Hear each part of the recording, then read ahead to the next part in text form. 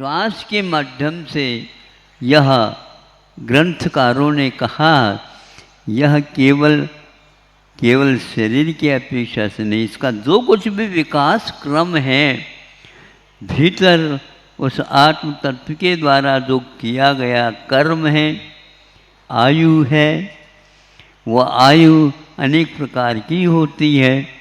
उसके माध्यम से कुछ अंश में आपके भविष्य के बारे में कहा जाता है, किंतु यह आनुमानिक है, अथवा ये एक प्रकार से एक के माध्यम से दूसरे का ज्ञान कराने के तरीके हैं। संतों ने इस बात को समझ करके भीतर देखते हैं तो उसमें कुछ भी नहीं लगता। आपका अस्तित्व क्या है? इतना किलो मांस है, इतने किलो हड्डियां हैं। आप सुन रहे हैं क्या? नहीं, ये आपका ही पहचान बता रहा हूँ। इसमें कहीं घोल करके देख लेना तो इतना रक्त है, इतनी हड्डियां हैं, इतने स्नायु हैं, इतने मल हैं, इतने और हैं। इस प्रकार सब मिलने के उपरांत ये गठरी बनती है। यह आपकी पर्सनालिटी है। स्वीकारते हो आप इसको? नहीं, हम ऊपर से तो स्वीकारते हैं इसी को, लेकिन भीतरी अस्तित्व को आपके कहने से हम स्वीकार कर लें, लेकिन ये हमारा है ऐसा लगता नहीं। बिल्कुल ठीक है, ऐसे ही ठान लो, बहुत जल्दी वैराग्य हो जाएगा आप लोगों को। ये क्यों दिखाने के लिए आप तालियां बजाते हो? इनको जल्दी वैराग्य होना है ही नहीं, फिर भी मैं कह रहा हूँ हो जाए तो ठीक है।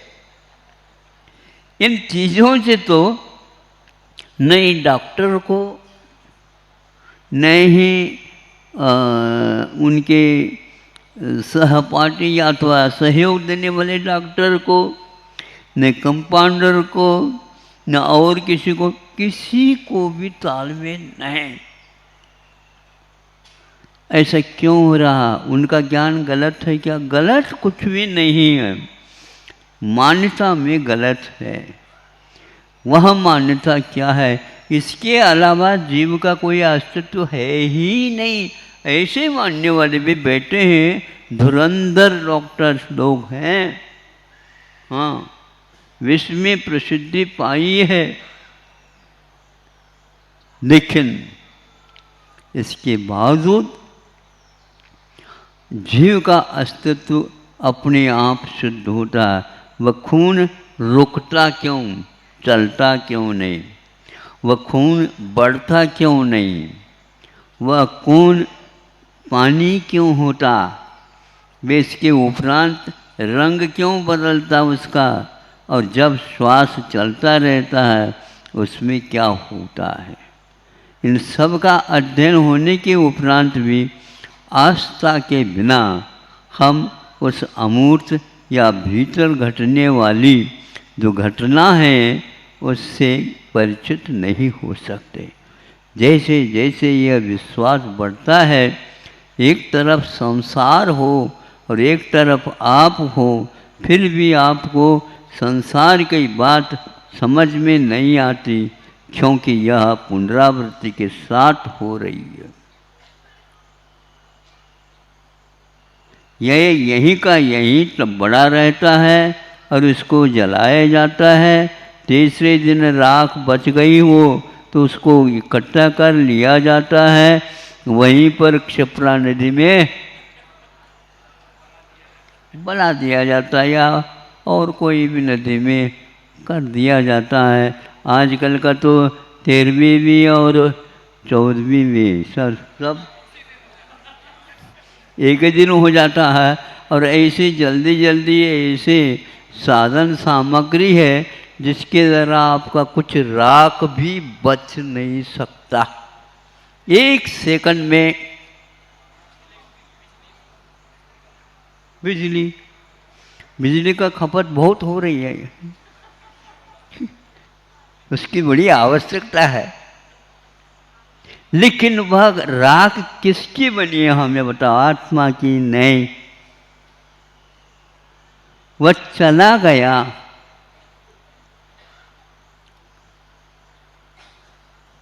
कहाँ चला गया ये तो भगवान जाने, लेकिन यहाँ पर अब नहीं रहे। तो नहीं रहे तो आपने निकाला क्यों उनको? यहीं पर रह जाते, रख देते। नहीं नहीं नहीं, फिर मुहूर्त बिगड़ जाएगा भविष्य का। उसको यह अपशकुन है, ये इसको अपमाना है। जितने समय तक आप रखेंगे उतने समय तक वहाँ पर रोना रोना ही होता है। जीवन में जब तक था तब तक क्यों नहीं रोया, और वह निकलने के उपरांत क्यों रो रहे हो ये बताओ? निकल गया, अपना छोड़ गया, और अपना परिचय वो छोड़ गया, और बहुत दिन के बाद में भी वह लौट करके नहीं आता है। फिर भी उनके दिवस तो मनाए जाते ही हैं। श्राद्ध जिसको बोलते हैं, श्राद्ध यह शब्द संस्कृत शब्द है। श्रद्धायाम इति श्राद्धम, श्रद्धा में जो होता है उसका नाम श्राद्ध होता है, श्रद्धा का विषय है। तो यहाँ यह जो डिटेल, यह जो विस्तार के साथ इसका जानकारी हमें मिल जाती है, निश्चित है कुछ लोगों को यह रहस्य बहुत ही महत्वपूर्ण लगता है। इसकी खोज कर लेना चाहिए। इसकी खोज तो अपने आप ही मालूम पड़ जाता जब वह यहाँ से चला जाता है। ये चला जाने का क्रम, किंतु आने का क्रम ये बहुत महत्वपूर्ण है। उसको आयु कर्म बोलते हैं या गतिनाम कर्म बोलते हैं। इसलिए आज डॉक्टरों को भी इतना अध्ययन करने के उपरांत वैराग्य नाम नहीं आता। फिर भी उसकी चिकित्सा करते समय कई बार सोचते होंगे इससे मिलने वाला क्या है। सही बताओ, होता है कि नहीं? महाराज ये तो आवश्यक है, इसी के माध्यम से हम दूसरे को अभी और करेंगे, शल्य चिकित्सा होगी आदि आदि। इसके बिना बात बनती नहीं बनती बिल्कुल। लेकिन मन में कम से कम उदासी तो आना चाहिए। एक बिल्कुल हट्टा कट्टा व्यक्ति आपके पास आया और यहीं से देखते देखते वह चला गया, घर तक भी नहीं ले गए, सीधे स्मशान को ही रास्ता दिखा दे। क्योंकि यह रोना धोना इत्यादि करना एक बहुत तूफान जैसा आ जाता है। कई लोगों की भोजन छूट जाता है, खाया नहीं जाता, पिया नहीं जाता। कोई भी नया और जो अच्छे लगते थे वो आज अच्छा क्यों नहीं लगता है? जिसको अच्छा लगता था या बुरा लगता था वो व्यक्ति ही यहाँ से चला गया। किसी ने भेजा, कोई जबरदस्ती नहीं भेज सकता। ये सब अध्ययन करना चाहेंगे आप, कुछ जीवन का हिस्सा निकाल करके, बहुत अच्छा होगा। किसके ऊपर? हमारे ऊपर नहीं, अब स्वयं के ऊपर बहुत अच्छा होगा। अब दूसरे के ऊपर कृपा करते हो तो स्वयं के ऊपर भी कृपा मेहरबानी मत करो। किंतु वह हाँ मैं हूँ, और मैं यदि हूँ तो यह है, तुम हो तो हम हैं।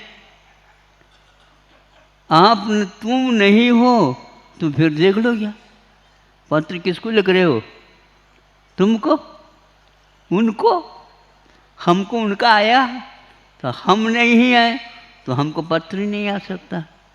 वो तुम यदि नहीं आए तो हम पत्र ही नहीं लिख सकते। वह पोस्टमैन कहाँ से लाता है, कहाँ ले जाता, ये उसी को मालूम है। आप लोगों को भी मालूम कर लेना चाहिए ये क्यों आया। कई बार कई लोग उसको उपेक्षा कर देते हैं, कई लोग रोने में लग जाते हैं, लेकिन ये क्यों हुआ नहीं चाहते हुए भी तो आचार्य कहते हैं यही पागलपन है। उसको आप है के रूप में स्वीकार करो। मिटा क्या मिटा है तो मैं नहीं मिटा, मैं फिर भी रहता हूँ। कई बार इस रहस्य को दिखाने के लिए ये किया जाता है, देखो देवगति में जा कर के वहाँ से कुछ न कुछ संबंध जोड़ते हो तो यहाँ पर अभी अर्थी उठाई भी नहीं गई और वह वहाँ से देख रहा है किसकी है अर्थी। आप लोग तो ये उनकी है, वो चला गया हमको छोड़ करके चला गया, ये कह रहे हैं कि वो चला नहीं गया, यहाँ नीचे का दृश्य भी देख रहा है। केवल स्वर्ग तक ही है, किंतु आने जाने के बारे में कोई भी विस्तार नहीं मिलता। कह करके सुना दो तो भी विश्वास उनका जमता नहीं। स्वर्गीय सुख ही अंतिम सुख है ऐसा मान करके चलते हैं और ऐसे लेख उपलब्ध होते हैं। देश विदेशों में महाकाव्य की यात्रा आज भी चल रही है। इन महायात्राओं में भारत को छोड़ करके जितने भी विदेशी यात्राएं हैं उनमें उन्होंने यही कहा कि स्वर्ग से आगे और कुछ भी नहीं है। लेकिन जो कर्म सिद्धांत को मानता है बस जितनी उसकी उम्र है उतनी काल तक ही वह, चाहे स्वर्ग हो चाहे नरक हो चाहे मनुष्य हो पशु हो कोई भी हो, यदि वह कर्म नहीं बांधते हैं आप तो आपको बांधने वाला कोई भी नहीं है। और जो बंधन से मुक्त है उनकी आप वंदना करते हैं, उनकी आप पूजा करते हैं, उनको आप नमोस्तु करते हैं, फिर बार बार तुलना करते हैं, हे प्रभु आप जैसा ही मुझे भी बना लो। वो बनाते नहीं, वह शिक्षा तो देते हैं, दे चुके हैं। अब भरा हुआ है भंडार, शास्त्र भंडार, उसमें देखने का आप कष्ट करिए। बहुत कुछ शोध प्रबंध लिखा जा रहा है, लेकिन कर्म के बारे में एक शब्द भी नहीं मिलता है। इसलिए आप लोगों का संबंध हमारे साथ औपचारिक भी शुद्ध नहीं होता, क्योंकि विचार के बिना कोई भी संबंध है ही नहीं। आपकी दृष्टि अलग है, हमारी दृष्टि अलग है, तो दोनों में मेल क्या। आप मेरे लिए कुछ नहीं और मैं आपके लिए कुछ नहीं, यदि है तो वह संबंध पूर्वक ही होना चाहिए। हम सब मिल कर के सोचें, नहीं भी होता है तो जो वैरागी होता है हम तुम की बात भूल करके स्वयं चल पड़ता है और पीछे मुड़ करके नहीं देखता। भगवान को आपने पीछे मुड़ करके देखा हुआ देखा है? सही बोलो, नहीं देखा? अच्छा, किंतु भगवान तो सबको देख रहे हैं। फिर भी आप तो जानते हैं भगवान तो सब देखते हैं, जानते हैं, सब कुछ होता है, लेकिन हमारी ही आदत में वह कुछ महत्वपूर्ण नहीं जचता है, क्योंकि हम बहुमत को ही पसंद करते हैं। लेकिन ध्यान रखो यहाँ की से भी कम नहीं है, वहाँ पर भी बहुमत हो रहा है, होता जा रहा है किंतु मिटता नहीं है। आप लोगों के बहुमत बहुत जल्दी समाप्त भी हो जाता है। एक ही बार में मान लो कोई मक्खी बन जाए, जन्म लेकर के उड़ जाए, खाली खाली रहेगी। उनका ऐसा है ही नहीं। इसलिए कैमरे के माध्यम से, एक्सरे के माध्यम से, डीप एक्सरे में के माध्यम से, और भी कोई एक्सरे आ गई है, सोनोग्राफी आ जाती है, अच्छा MRI आ गई है, सिटी स्कैन है। हाँ सुनते हो, एक ही बात बना करके हम बता देते हैं। सिटी स्कैन क्या है? एक्सरे के माध्यम से शरीर के ऊपर जो प्रभाव पड़ता है, रे वो पहुँचते है, वहाँ जलाती है, किसे जलाती है, उसका प्रभाव जितना पड़ता है सिटी स्कैन के माध्यम से, उसको निकालने के बाद रिपोर्ट वहीं पर रखा गया है। जो और सिटी स्कैन निकालो, फिर बाद में सब मालूम पड़ जाएगा, तो निकाला गया।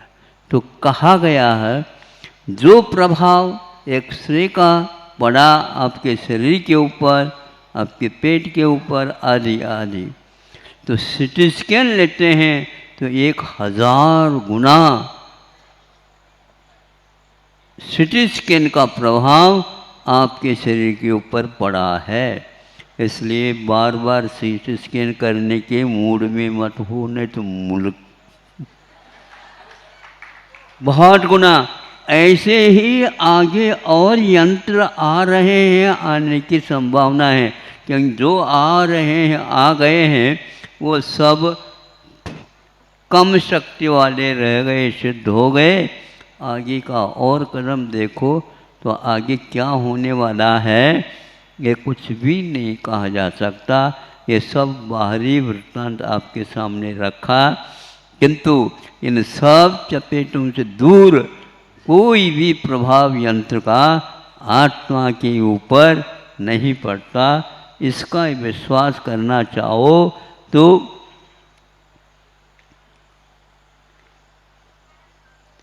कार्बन का योग का वर्णन करते हुए लिखा है, इसका कोई भी आपको चित्र नहीं मिलेगा। इसको कार्बन का योग बोलते हैं। उसी के माध्यम से ये संसार का संचालन हो रहा है। दिव्य ज्ञान के माध्यम से जान करके हम लोगों के सामने रखा है। जिसको इसके ऊपर आस्था होती है वही इसके बारे में बार बार सोचता है और आगे कदम रखता जाता है। अहिंसा परमो धर्म।